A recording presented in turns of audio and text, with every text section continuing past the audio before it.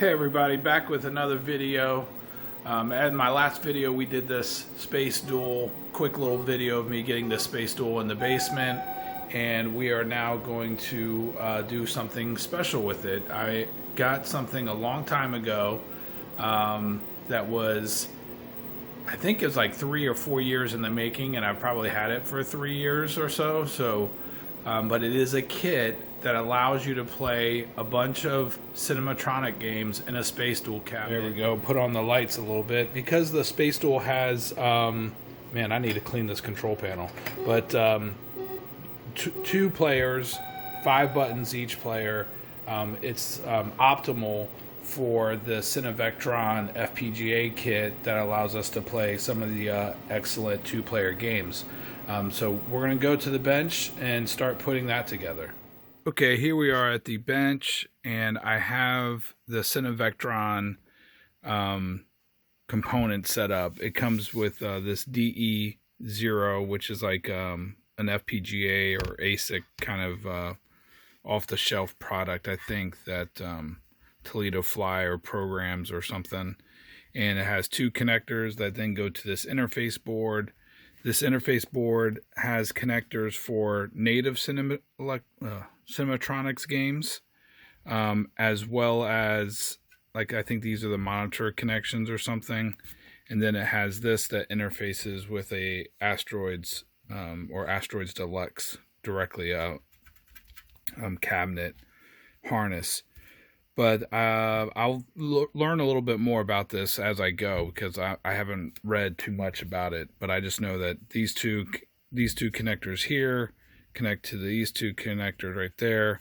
These right here are for the Cinematronic stuff. I believe these connectors are for the Cinematronic stuff. And then I have a Space Duel adapter that connects basically to that part right there, and then into my Space Duel harness. But I have to assemble it, and Toledo Flyer sends a little kit with the Space Duel. I don't know if he's still selling these or not, so but I'm going to hook this up, make the Space Duel harness. Another thing I have to do real quick is I have to make sure that the code on this is upgraded to the latest before I put it in the Space Duel cabinet, and then make sure certain dip switches and all that stuff. We'll come back and talk about that in a second. Let me get this assembled off camera, and then we'll come back. Got everything assembled. Here you have your interface or controller board, and this cable right here is for like ground to your FPGA. I guess this is like a development kit that it's probably off the shelf. I don't know if they even make them anymore. There's like Cyclone chips. I don't know anything about this. I don't do any FPGA programming or stuff like that. But we're gonna take this over to the bench and update the software, and I'll walk you through that process here in a second. As far as assembling the Space Duel adapter, very simple. It comes with, let me see here. I almost don't want to disassemble it, but yeah, I won't. Anyway, so you have to wire up these cables here for red, green, blue, Y out, X out, and then X return and Z return, I guess. X, Y return and Z return. And then you wire those up here. This 4-pin here is for like a spinner, an optical spinner connectivity. And then on the bottom side, there's a 26-pin connector.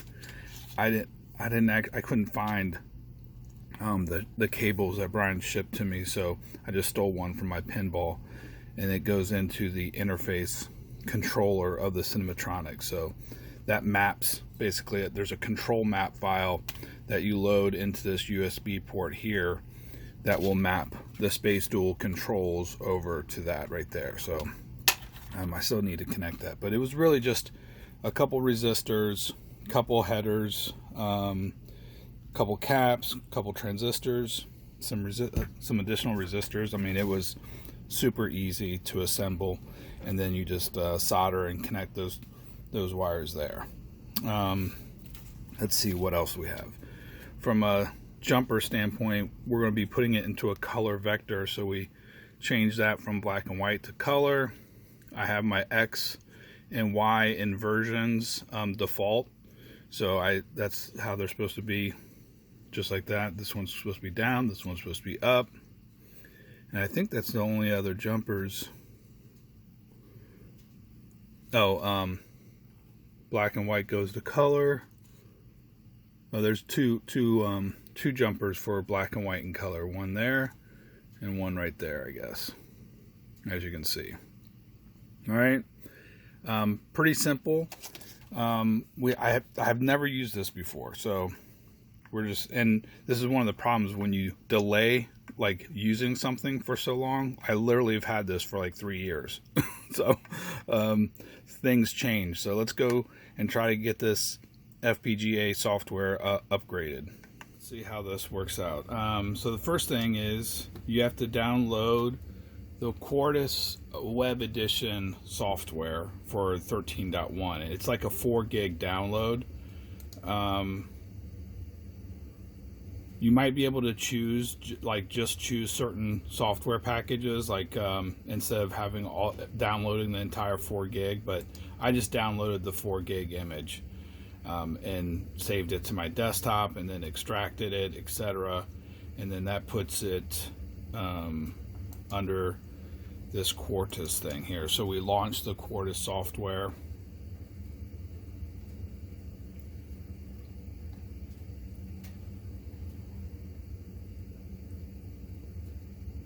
There we go. Okay, and this is what it looks like here.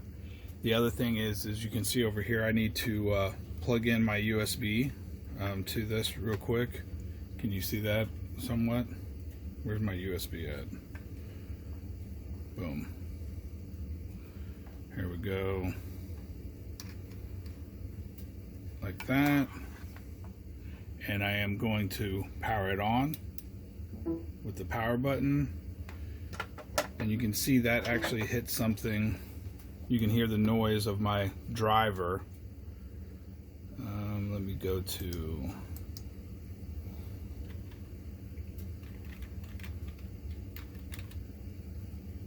Device Manager.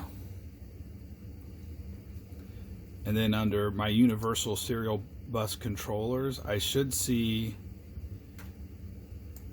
shouldn't I see something here?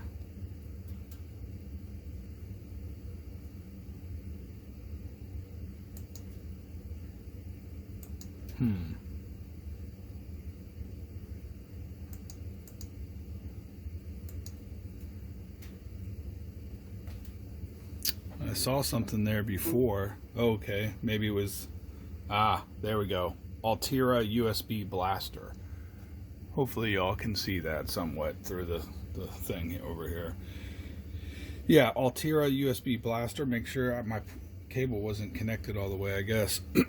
But that's what we should see, and it shouldn't be grayed out. I'm pretty sure anyway. I might have already had that installed, but if not, you can reinstall the driver. When you plug it in, it'll search for it, and you can find it. So the next thing we need to do is we need to go to Tools, Programmer, and we need to choose Mode, Active Serial Programming, and then for hardware, I think we need to double click our USB blaster. I'm doing this for the first time. I haven't tried this yet, so we'll find out. And then we have to add our file. We'll go to maybe desktop or something.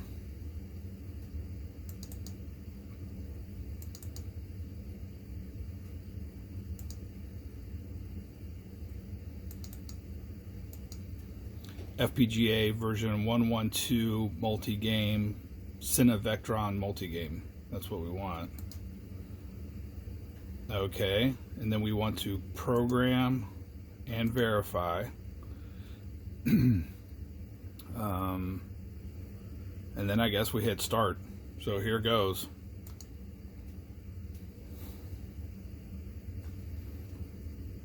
I see a blue and green indicator on the FPGA. I don't know if that was there before. Oh, I forgot to tell you that I had the programmer. I'll show you. I don't want to mess with it while it's doing this.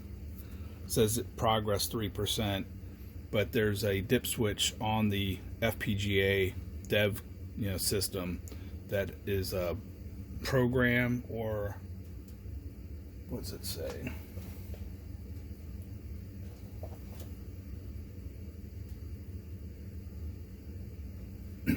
I'll find out. And we'll come back. Hopefully that completes. All right, it says it's 100% successful, went through the programming of it. So I think everything's good, and we can probably power down the FPGA. If you can see here, no crap, I just jacked up the cable.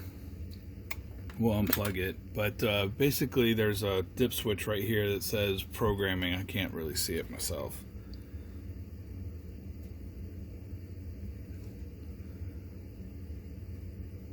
Yeah, programming is this way right there, programming's that way, and then run is that way. So we programmed it, powered it down, close this off. I guess no, we don't want to save that, I don't think.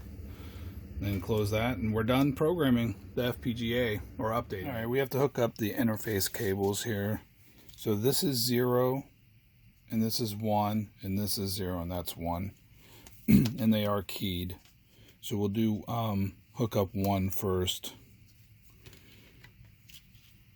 And obviously the red should go to pin 1, the red line. But they're keyed, you can only put them in one way. And then that should go here. And then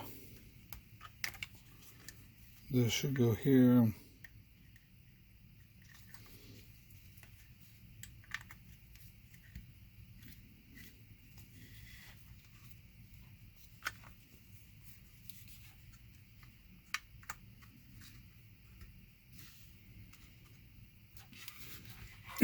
And our 20 pin connector loops around 26 pin. And you can't really see it. I should have put it on. Let me try to get this out.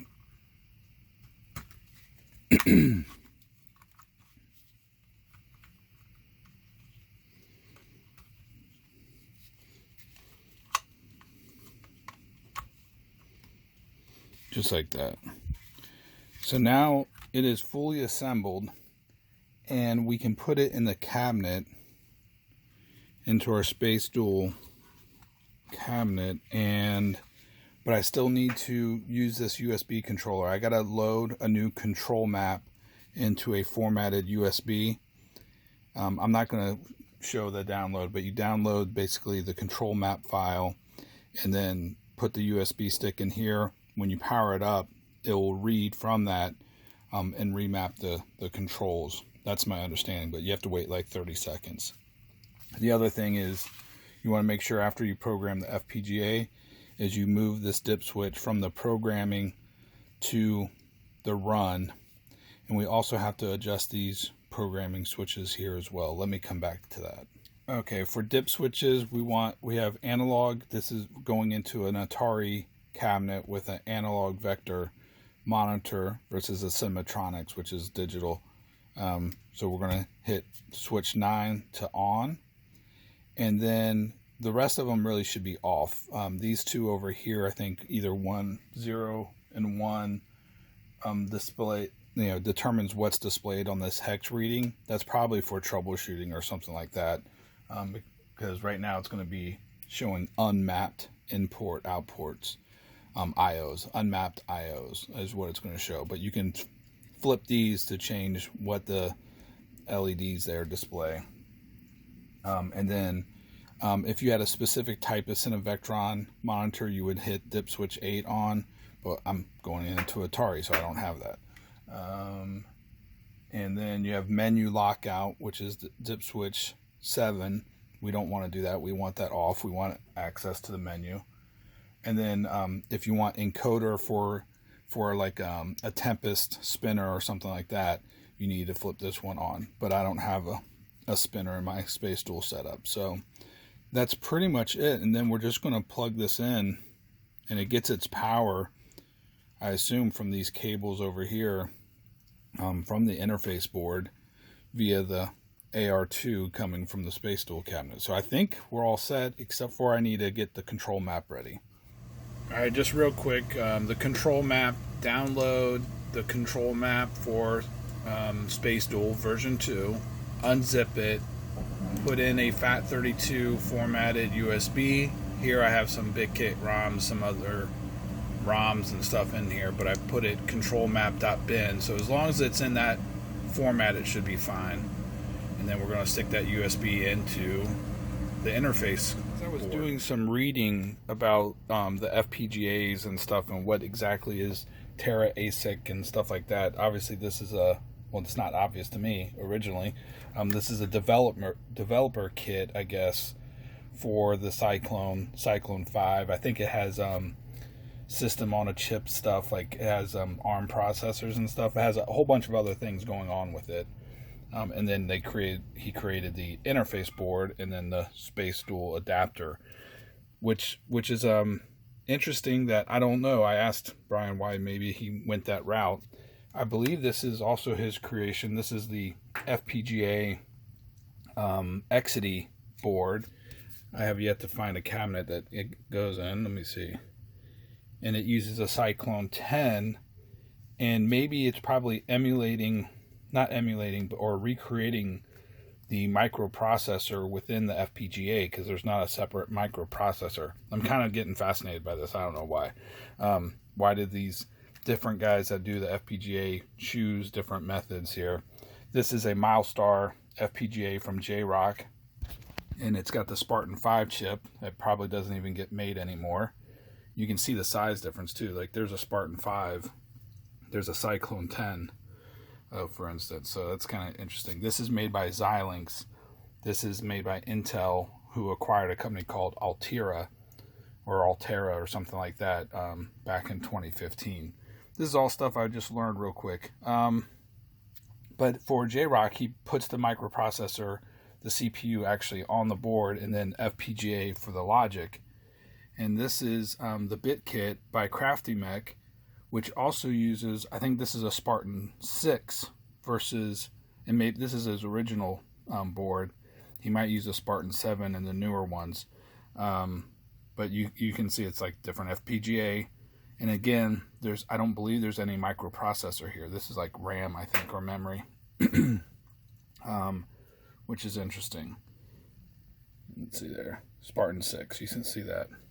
So probably recreating the entire CPU within FPGA. I'm not positive, I'm just kind of curious and documenting it. And this is another J-Rock board for the Multi-Williams older version, at least that as far as I know, and it's using a Spartan 5C as well.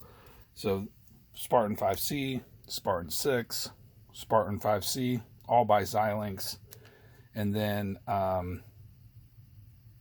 Toledo Flyer, I think, used the Cyclone 10, if I'm correlating the names and projects correctly, for the FPGA Exide kit. And then for the Cinevectron, they used just had the developer board. Maybe there's additional functionality they needed for that. I'm not sure, but definitely a different setup and stuff. I don't know, fascinating. Let's put this thing in the cabinet. All right. First off, it's a good thing I started working on this. I was looking all over for my light, and it was left on inside the cabinet from the last time I was working on it. And yes, I need to get a mount to mount this. I just have it kind of hanging there for right now. But I am going to order probably some 1/16 12 by 16 acrylic or something, or aluminum. I'm not sure which one. Maybe you guys can comment on that. But here we go. USB stick is in for the control. 8FFF. I don't know. Hopefully that's okay. I have no idea.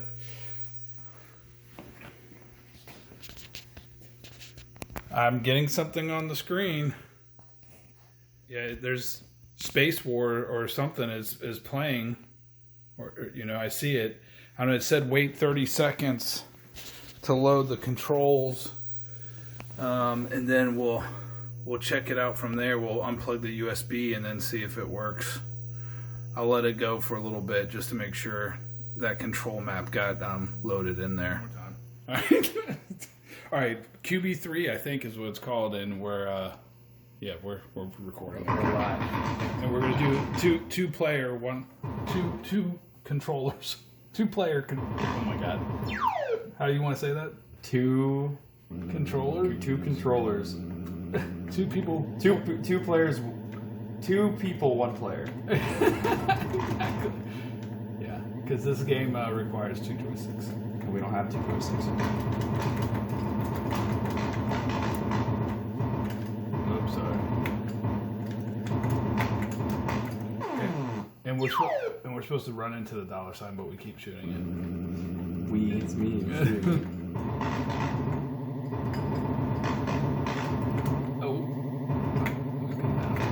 I was hoping we could get it. Oh, don't. Could have had it. Oh my god, that was so bad. I want to get it so bad. Let's go. It's right there. It's right there. Oh, got it. How big was the bonus? I don't even know what's worth it. Are you going to shoot the right way? Well, when I do, I hit the $sign. No, don't worry about hitting the $sign. Just shoot like crazy. It's too hard. Too hard to get the $sign with. Oops.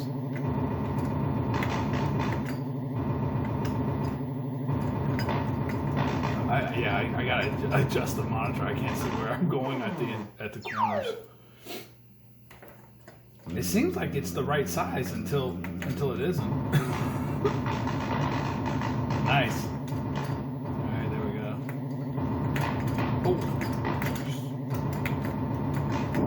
Oh boy. It's confused. It was more fun the first time I recorded it.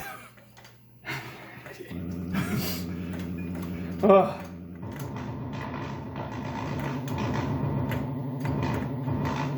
Oh, nice. There you see, I'm aiming now, somewhat.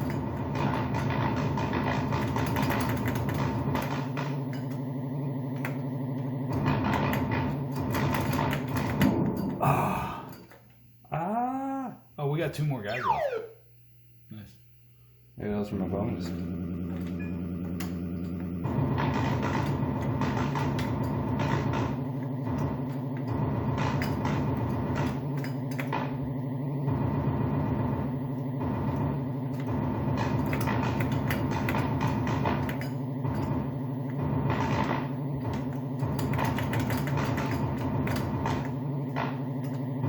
That was weird, huh?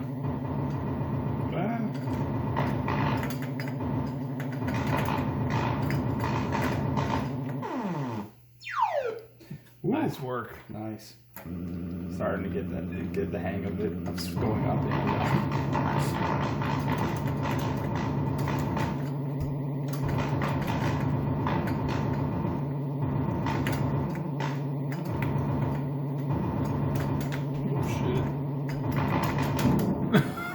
I was trying to get out. I don't even know what we hit. I was trying to get out of there.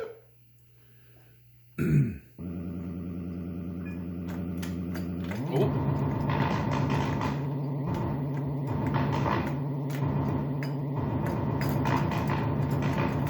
Oh, look at that. Wow. It's like 2 people, 1 brain here. I'm trying to be. Oh, you're running into it. I'm running you right into people. I'm trying to react. Yeah. QB3. Look, but your score is among the best. My score? Our score. I don't even know how to. What are you gonna do? Shoot it?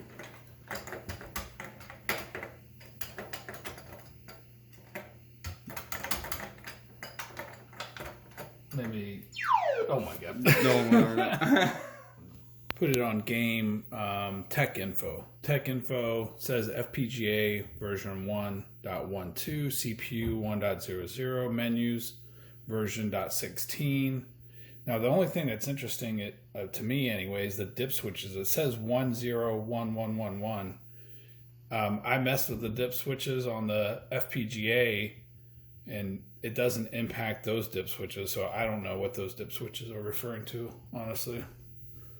But other than that, looks good. I had to bring the board back to the bench because I emailed Brian and I mentioned the size pots and stuff, and he said, don't follow the silk screen when you're setting your X and Y to color or black and white.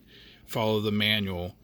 And sure enough, I had this jumper over this pin. This pin for color needs to be exposed, I'm pretty sure. This jumper over here is for Asteroids or Asteroids Deluxe Sound. I have it set to Asteroids. I don't think that's a problem. I think it has to do with the different... what is it? It's not a different amp, is it? It's a different capacitor, I think, or something that the Asteroids Deluxe boards typically used or something, or I can't remember. There's some reason for that. I'm not going to mention it in this video because I'm putting in a Space Duel. So I think for a Space Duel, the sound should be on Asteroids. Something to do about hum and some other stuff, I think. So other than that, let's put this back in and see if QB3 and the sizing kind of sorts itself out now with the pot set or the jumper set correctly. All right, yeah, with the color option set, I think that's much better here. So if I come to, I'm in the game menu. So you press player 1 game select plus thrust. That'll take you to this menu here. And then use left and right to move down. And then tech info, FPGA 112, CPU 10, menus 016, and then we have the dip switches. I don't know why they read that way. I have it set so dip switch 9 is set for analog. I've changed them. I don't know what those dip switches are referring to. And thrust to exit. Press and hold thrust. And we'll just go through the games real quick. That was Space Wars. This is Vector Beam, maybe? No, that's Vector Beam. I don't know what the other one was. Can't play this one though on a Space Duel cabinet. It's got that might be my monitor or something. It's got a weird like partial collapse thing going on there. This is barrier horizontal, barrier vertical, which plays fine. That's Sundance.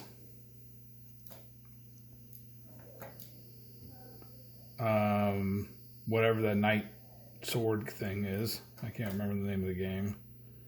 Tail Gunner. Can't really play that with the Space Duel control panel. This isn't Ripoff, is it? Yeah, I think this is Is it Ripoff? Yeah, I think so. Then Star Castle. There's a few different versions of Star Castle. There's Color Star Castle. There's a little bit of weirdness on the colors for mine anyway. Armor Attack. Yeah, see, these are better. They're not like filling up too much of the screen or getting, you know. That's fine.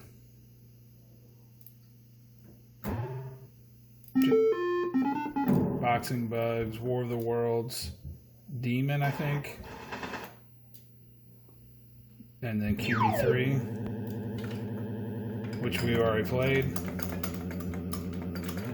See how it's not too big for the screen now. It's like better shaped. I don't know if those lines should be jagged like that, but again, that could be my monitor.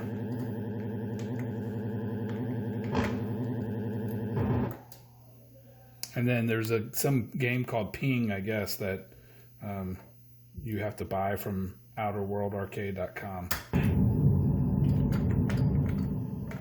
This is fun. Space Wars is there's 2 versions of Space Wars on here, which is kind of fun. So you got the one where you press and it only goes to like a little bit at a time kind of thing. So, all right, that's it. I will leave you with a little bit of space. If I get on the right side of the camera. I don't know how to play this game, but this is not Solar Quest. What the heck is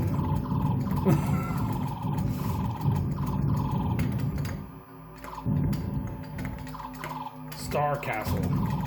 Couldn't think of it.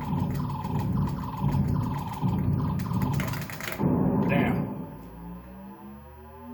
I don't know exactly how to play this, but every time I get a chance to shoot that guy inside the castle, he blows me up anyway.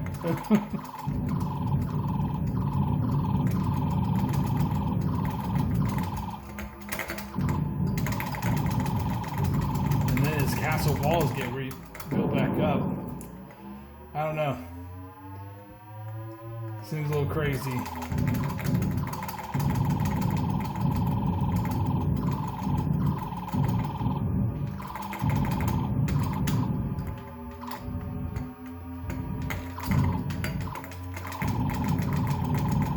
Gotta get real fast, real close. Oh shit, I don't know.